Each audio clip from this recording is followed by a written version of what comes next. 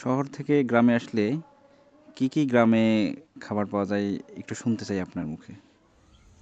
শুভ সকাল বন্ধুরা। তো আপনি যখন শহর থেকে গ্রামে আসবেন, আপনার এখানে যেমন পরিবেশ, আপনার খিদা খুবই কম লাগবে। যেমন এখানে ক্ষেতের মধ্যে শাকসবজি, এছাড়াও আপনার খিদা লাগলে আপনাকে বাসায় যেতে হবে না বা বাড়িতে যেতে হবে না। আপনি এখানে পাবেন, আমার সাথে একটু আসুন, এদিকে আসুন। তো এখানে আপনি পাবেন জালি কাবাব এবং পাকোড়া। এই যে জালি কাবাবগুলো আপনার খিদা লাগলে আপনি জাস্ট এইভাবে তুলে নিয়ে, এই যে এইভাবে জাস্ট তুলে নিয়ে জাস্ট মুখের মধ্যে দিবেন।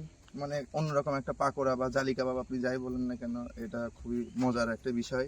আর একটা বিষয় হচ্ছে, আমাদের লোকাল ভাষায় এখানে একটা পিঠা আছে, মুঠা বলে ওইটারে, মুট করে করে বানাইতো এইভাবে, চালের গুঁড়াটাকে মুট করে পানির মধ্যে ছেড়ে দিলে এক ধরনের পিঠা পাওয়া যায়। এটাকে আমরা মুঠা বলি, কাঁটা চামচ দিয়ে খেতে হয় এভাবে দিয়ে দিয়ে। তো আপনার খিদা লাগলে আপনি এখান থেকেও তুলে খেতে পারেন। আসলে এটা হচ্ছে সাদা হওয়ার কথা ছিল, কিন্তু এটাতে ফুড কালার মেশানো, এই জন্যে জিনিসটা এরকম। তো আপনি ট্রাই করে দেখতে পারেন, কাঁটা চামচ নিয়ে এসে এখান থেকে জাস্ট তুলে আপনার খিদা লাগলে আপনি এখান থেকে তুলে জাস্ট মুখের মধ্যে নিয়ে নেবেন, এই আর কি। তো আমাকে দেখাও একটু সুন্দর করে। তো আজকের জন্য এতটুকুই। এখন আমার খিদা লাগে না, আমি খেয়ে আসলাম। তো আপনারা খেলে খেতে পারেন।